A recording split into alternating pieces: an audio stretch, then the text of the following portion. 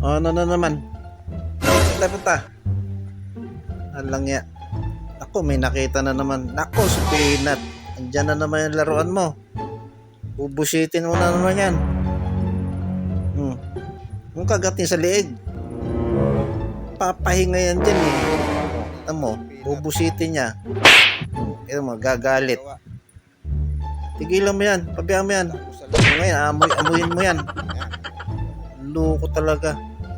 Tingnan na, iwan mo na si Peanut dyan. Akit taas-taas. Tingnan na.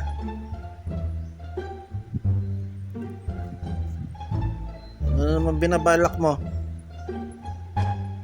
Walang yan, inihian si Peanut. Huwag mong ihian. Oh no! Loko talaga to. Wala ka na naman magawa. Oh, idol ba yan?